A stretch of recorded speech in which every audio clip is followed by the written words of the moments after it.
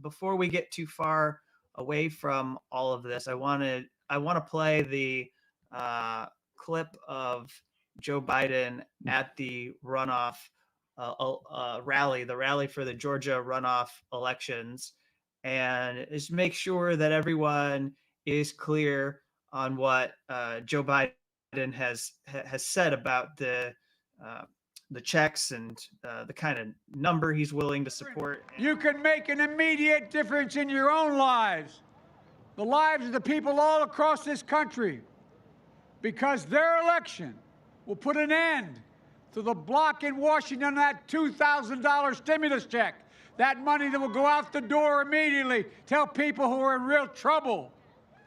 If you send John and the Reverend to Washington, those $2,000 checks will go out the door, restoring hope and decency and honor for so many people who are struggling right now. And if you send Senators Perdue and Loeffler back to Washington, those checks will never get there. It's just that simple. The power is literally in your hands. So he was pretty clear about it. But we've spent the last several days debating whether that meant, oh, we're going to add $1,400 to the $600 that people already got back in December. And there's some discussion about whether this was a lie or not. So, beyond this whole debate about whether Joe Biden is lying to people or not, I think the critical thing that you've been focusing on is, how things seem to be shifting away from sending a large amount of money to people so that they can have immediate aid. So get into that. Yeah. Well, so, it seems like, I think what Democrats would argue is that Joe Biden was always sort of trying to leave some wiggle room.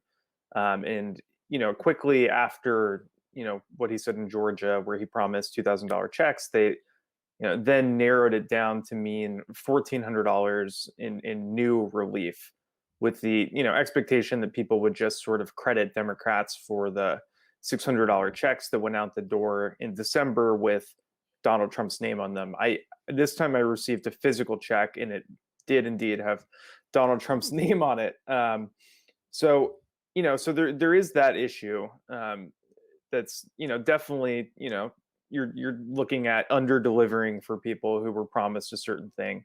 But there's been a separate issue. I think Joe Manchin probably helped to kick off this conversation about saying that the checks need to be better targeted.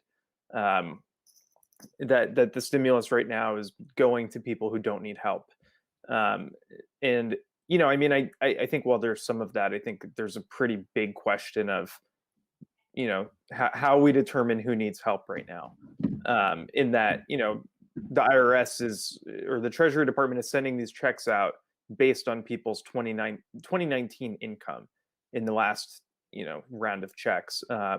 So I think it's pretty difficult for them to determine who needs help today, on that basis. Looking at data from 2019 before the pandemic, started forcing mass shutdowns in the U.S. So that's one issue. And so the Biden administration has actually indicated a couple times, both Joe Biden and Brian Deese, who's the National Economic Council director, they've said a number of times in recent weeks that they're open to kind of modifying the terms of who's eligible for stimulus checks. In the past, the checks have been going to individuals who earned up, full checks have been going to individuals who earned up to $75,000, and full checks have been going to couples who earned up to $150,000. And they've sort of expressed that they would be willing to change those terms. And just yesterday, Senate Republicans unveiled their own proposal, looking to gut these checks. Basically, they would limit them to full checks to people who earned $40,000 and couples who earned up to $80,000. And after that, they start phasing out pretty quickly. So, the end result of that is that what's kind of a near universal program right now would be limited to, you know, poorer families mostly, and it would effectively throw out like tens of millions of people who received checks in the last few rounds. I think it's about 80 million people, according to like a pretty rough new estimate from the Institute for from ITEP is their name. So that's sort of where we're at right now. But I guess there is some good news here in that at least there have been some stories today about how some people in the Biden administration, like some of his advisors, are skeptical about the checks entirely. Like think that they're taking up too much of the COVID relief bill that they've proposed, the 1.9 trillion COVID relief bill that they've proposed. But it sounds like Biden is at least committed to the concept, because he told people this check is coming. But it also sounds like he according to Bloomberg, they were saying that he thinks that it's like a form of tangible relief, and much better at that than like a tax credit that people don't really know they benefited from. Okay, so I mean, that at least says that they're starting to understand and recognize the value of the concept. So I wanted to go through a couple examples of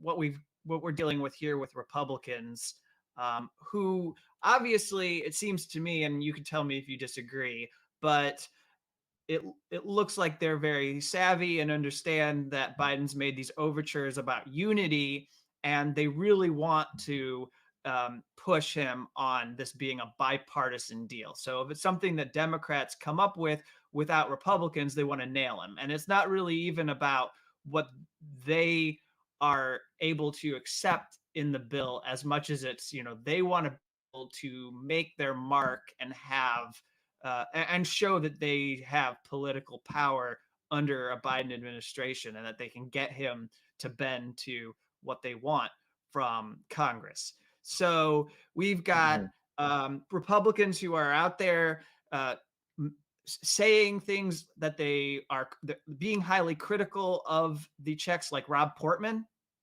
who is making similar arguments like what we're hearing from Joe Manchin. But I wanted to raise Rob Portman as an example because in our media, we have been following Rob Portman because he's going to retire from the Senate and no longer be there. So I wanted to play this clip from, I believe I did this correctly, but let me just do it one more time. And okay, so if this works on live television or on live broadcast, we're going to hear Casey Hunt's voice, and she says some amazing things about Rob Portman. And as we wrap up here, I just want to take a moment to reflect on what it means that Senator Rob Portman, who many of you probably know, some of you I'm sure do not, but he is someone that I've covered for many years. He has been a serious legislator who has worked with other people across the aisle on incredibly important issues, and he's leaving. And he says it's because it's a hard time to be a public servant. Our government is only as good as the people who are willing to come here and serve us in it.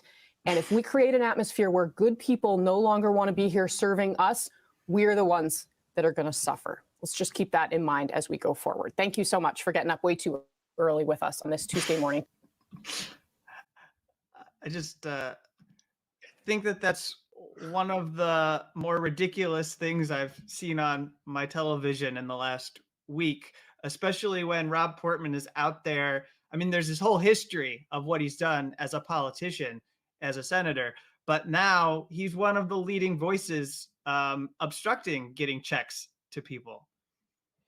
Yeah. I mean, I guess one of his, more memorable acts as a senator is going to be attempting to gut, these checks and make sure that 80 million people can't get them. I mean, he's a completely indistinguished senator. Like, no different from any of these people. It's the most asinine, absurd conversation possible.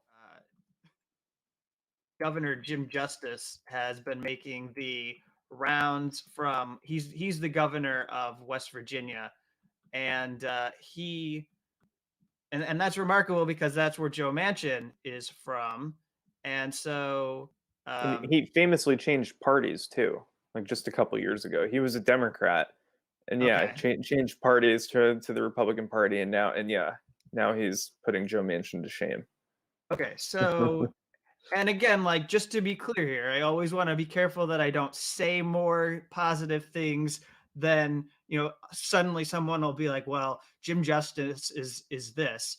Well, I mean, obviously, like he and Joe Manchin are always, in my opinion, going to be horrible people so long as they're in the pocket of the coal industry. So don't get me wrong here. I'm not trying to suggest that we see him as some kind of leader of any kind of movement. But I want to play what he's been saying on CNN, and then he went on MSNBC and he actually backed this up and said, no, I'm not taking this back. This is what I have to say about the checks. And so here we go. Let's hear from Jim Justice. For Americans right now, it's critical to your folks in West Virginia. You've been clear about your desire to support President Biden, to work across the aisle. When it comes to this COVID relief bill, I wonder what is more important to the people of West Virginia and to you, that Biden's $1.9 trillion bill passes, even if it's without Republican support and through reconciliation, which would mean bigger checks to your folks in need, or that it's a bipartisan agreement, even if it's less money? Well, first and foremost, I wish we'd all come together, and that's just not blowing smoke. I mean, that's just because I don't do that.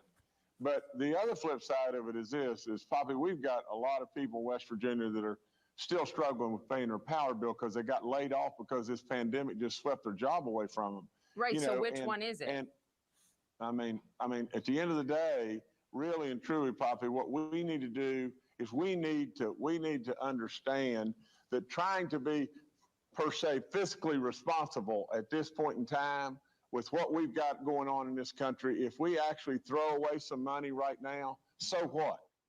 We have really got to move and get people taken care of and get people back on balance. And I want to work with the Biden administration just like I worked with the Trump administration, and I want to move forward. That's really significant to hear from a Republican. Okay, so that's basically what he said there, and it's a pretty big deal, especially at a moment when it seemed like there was this pull towards increased means testing and increased limitations on getting the checks out to people. Mm-hmm.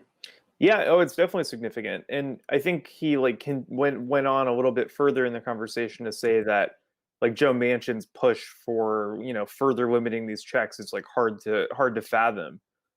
Because a lot of people need help right now, and it's not just people who were poor before the pandemic started. Those people definitely need help, but everyone needs help right now, or at least a lot of people. There's been this huge push in media to restrict eligibility, but also just to say that the recession is over for most or many Americans, and just I don't know where these people live. It's hard to understand really at all. And that's one thing you've been tracking. You were tracking at the Daily Poster some of the commentary or coverage in the New York Times. You've been paying attention to some of the publications and picking up on these common themes against the checks or suggesting that we don't need them. Can you summarize what has been going on with the press, this establishment press for the last a week and a half? Seems like they've been laying this foundation for discouraging Americans from believing that this could be a good, valuable solution.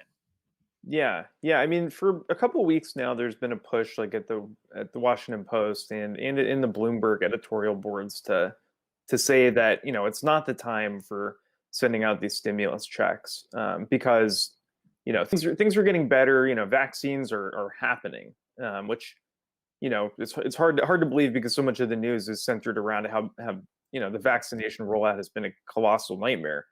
But Yeah, so that's that. There's been a big push in elite media to say that these checks aren't necessary, and then last week there was a study that came out at this Harvard think tank called Opportunity Insights, where they said that they said households who were earning over $75,000 didn't immediately spend the entire $600 check they got from the government, that just started going out, I guess, end of December. I think most people have probably received them by now, but it's not, not everyone was getting them immediately.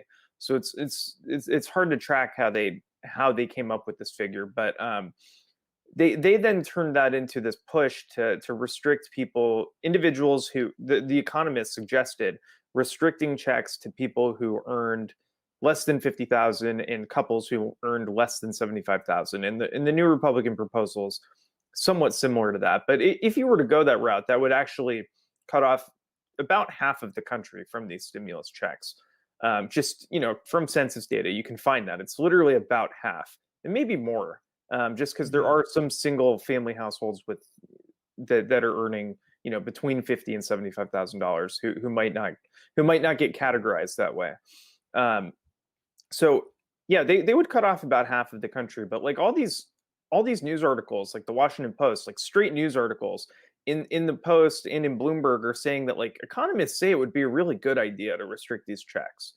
And that's like, it just seems like that's what they're wishing for, right? Like they're wishing for economists to say that it would make sense to better target these checks in a way that would pretty hastily cut off just half of the population from relief. So it's been pretty crazy to watch.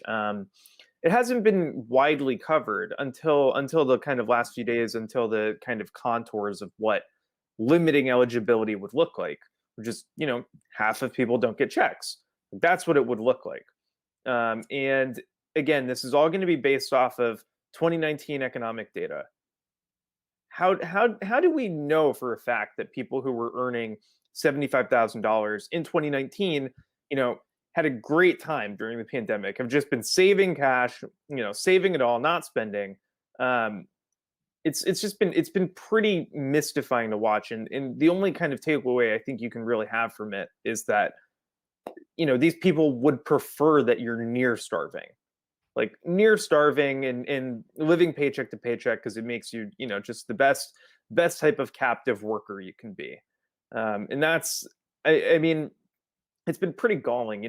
Maybe the worst example last week came from Steve Ratner, who's just like one of my own like personal hobby horses. He was the Obama car czar, and he like quietly left the administration in 2009, and everyone's like, why did Steve leave? Well, a few months later, it came out that Steve Ratner had arranged bribes in exchange for state pension business. And he ended up paying a $10 million settlement for paying bribes to score state pension business, like this, investments that belong to state workers, that belong to public employees. It's their retirement savings.